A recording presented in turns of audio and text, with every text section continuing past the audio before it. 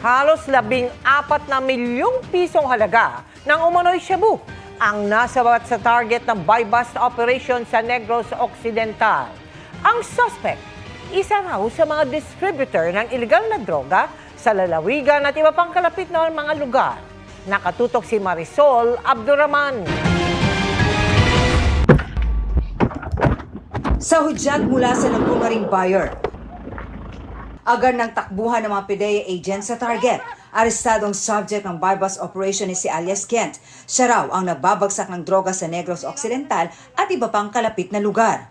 Isa ito sa mga nagdi-distribute kasi doon sa Negros. By reason of the dangerous drugs that were confiscated from him, considered as high value po yun. Mahigit isang linggo daw minanmanan ng mga otoridad ang suspect. Nakuha sa kanya ang 2 vacuum seal na plastic na may lamang 2 kilo ng shabu at aabot sa halos 14 million pesos ang halaga. He sells by the kilo.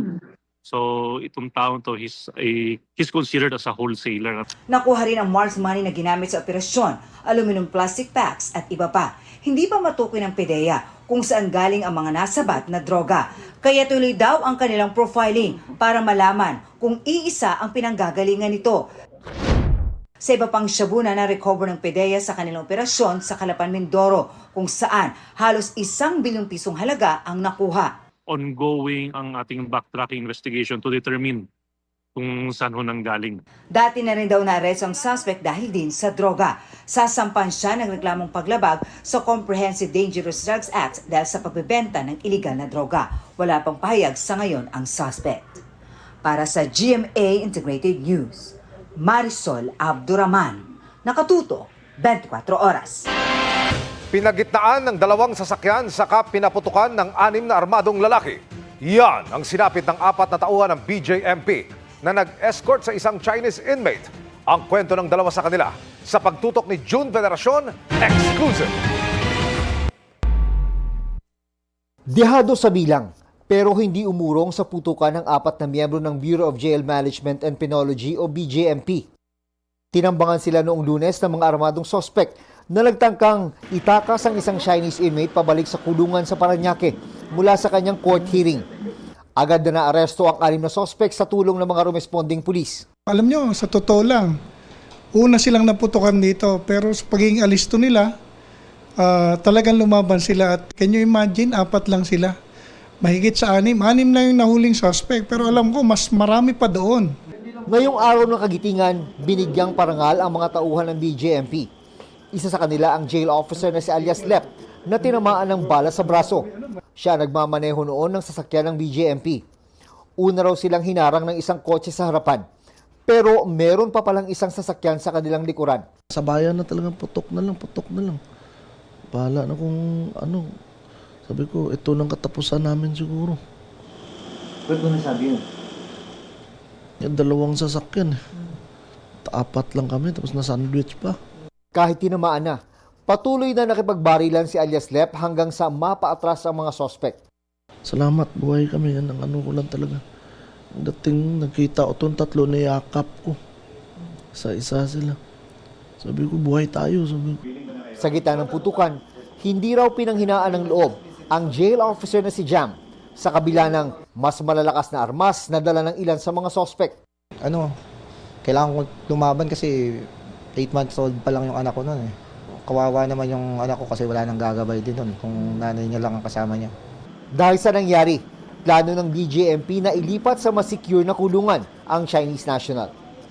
Para sa GMA Integrated News, June Veneracion, Nakatutok, 24 oras.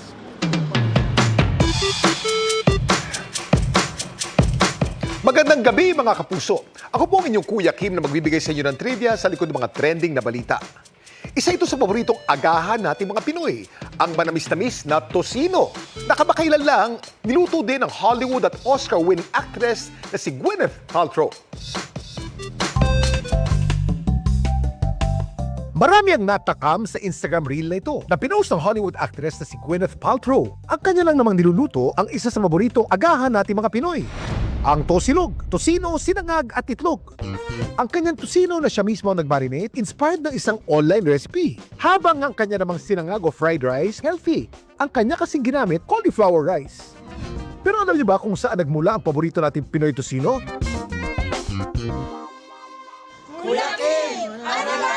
Ang tocino galing sa salitang Espanyol, ang ibig sabihin ay bacon. Madalas gawa ito sa kasim ng baboy na tinimplahan ng pulang asukal, toyo, suka at iba pang pampalasa. Ang nagbibigay naman ng pulang kulay nito, anato o food coloring. Ang lalawigan ng Pampanga tinuturing na home of tocino. Ang putahe kasi ito, pinaniniwalaang sa probinsyang ito na imbento. Because ng Pampanga na walang dagat, mainly ang food sa Pampanga is meat. One of the methods of preservation of food is through. So, or sometimes we air dry food. At ang unang naghain nito, si Lolita Hison. Ayon sa kwento, taong 1967 nang bigyan daw si Lolita ng kanyang kapitbahay ng sobrang karne. Tinimpla niya ito ng pampalasa na meron sa kanyang kusina at ang resulta, ang manamis-tamis ng tocino. Pero alam niyo ba na bago pa man tayo natakam sa tocino, ang mga Kapampangan merong isang putahe na nahahawi dito na siyang inspirasyon daw ng Pinoy pork tocino.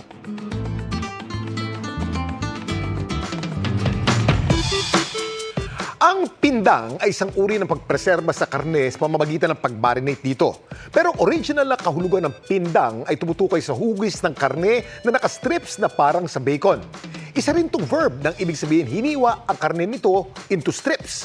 Tinitimplahan ito ng asukal, bawang at suka na siyang nagbibigay ng tamis-asim nitong lasa. Pindang babi kapag ito'y gawa sa baboy at pindang damulag kapag gawa sa karne ng kalabaw. May naniniwala ito raw ang inspirasyon ng tocino. Pero may ilan namang nagsasabi na ang tocino at pindang hango sa isang mas matandang putahe ng mga Kapampangan na kung tawagin ay burong babi. Tikman po natin to.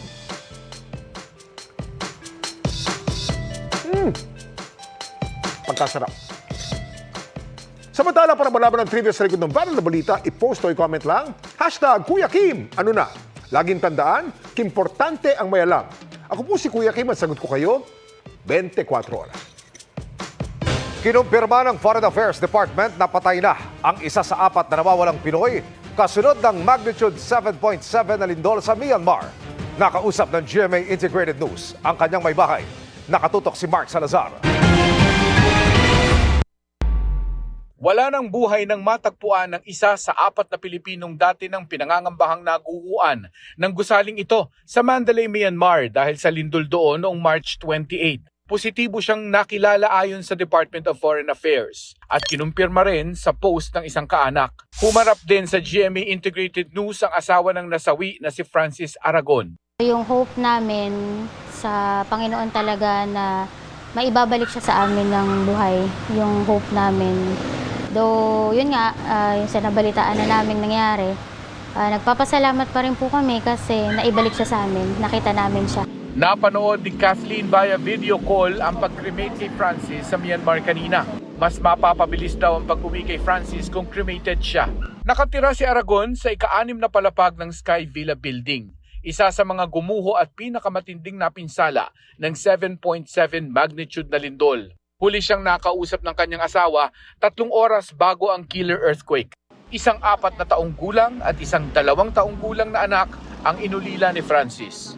Sakit na nararamdaman ko ngayon, hindi ganun yung nararamdaman nila. So gusto kong maalala nila yung tatay nila na masiyahin, na mahal sila. Hindi yung pain ngayon na nararamdaman ko. Ang iba namang nawawala patuloy na hinahanap ayon sa Foreign Affairs Department. Para sa GMA Integrated News, Mark Salazar, nakatutok 24 oras.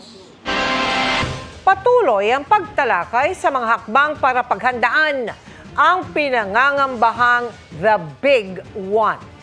Kabilang sa mga binigyan diin sa isang pulong, ang kahalagahan ng matibay na mga istruktura. Nakatutok si Bernadette Reyes. Kabilang ang sinapit ang Bangkok, Thailand sa pagyanig noong March 28 sa binabalik-balikan ngayon ng mga otoridad ng Pilipinas. Matindi na ang pinsala roon at may nasawing mahigit 30. Kahit pa nasa Myanmar ang sentro ng 7.7 magnitude na lindol kung saan mahigit 5,000 naman ang patay. Sabi ng Office of Civil Defense sa kapihan sa Manila Bay, mas marami ang pinangangambahang masawi sa posibleng The Big One na aabot sa hanggang mahigit 50,000. Ang lindol kasi na tinatayang mahigit 7 magnitude din, inaasang nasa Mataong Metro Manila ang sentro dahil nasa ilalim nito ang fault. Every 400 years yan gumagalaw base sa pag-aaral At ang huling paggalaw ng West Valley Fault was in 1658. So if you will move that forward, kailan yung 400th year, papasok yan ng around 2058. Of course, hindi naman yan eksakto. Kaya kabilang sa pinag-usapan naman sa Second Annual Earthquake Preparedness Summit ang halaga ng pagiging matibay ng mga istruktura. It doesn't mean that the new structures after 2004 are resilient or matibay. No? Hindi po tayo sigurado dyan. Sa random inspection ng Philippine Iron and Steel Institute, 30% raw ng mga produktong nasusuri nila ay hindi pumapasa sa standards. Kaya naman mahalaga raw na masuri muna ang kalidad ng produkto bago ito bilhin. Worst case scenario, may guguho po yung bahay nyo or building, no? Worst case scenario. So yun ang iniiwasan po natin. Pag bibili po kayo sa tindahan, isukatin nyo po. Minimum length is 6 meters. So kung may panukat kayo, kung mas maiksi sa 6 meters, substandard na po yun. Dagdag tips sa mga bibili, hanapin sa bakal ang tatak na patunay na nasuri ito ng Bureau of Philippine Standards o BPS. So yung logo po, approved po yun ng BPS and makikita po yun sa website po ng BPS. Sa mga bundles po, required po na may bundle tags. Pinapalagay din po or required po ng ating regulation na nandun po yung PS license mark as well as yung license number ng manufacturer. Para sa GMA Integrated News, Bernadette Reyes, nakatutok 24 oras. Mga kapuso, kinilala sa 2025 Global Filipino Icon Awards ang kapuso broadcast journalist na si Cara David.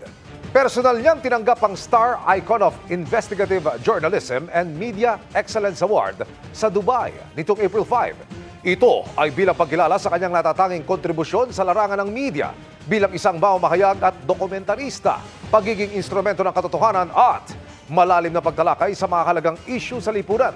Sa kanyang talumpati, ipinaabot niya ang paghanga sa talento at pagsisikap ng mga overseas Filipino worker na maituturing din anyang tunay na icons. Ipagpapatuloy raw ni Cara ang kanyang obligasyon at pagiging inspirasyon sa bayan. Literal na sumakses ang ilang sparkle artists na nagtapos sa pag-aaral this year. Ang kanilang proud graduation moments, ichichika ni Aubrey Carampel.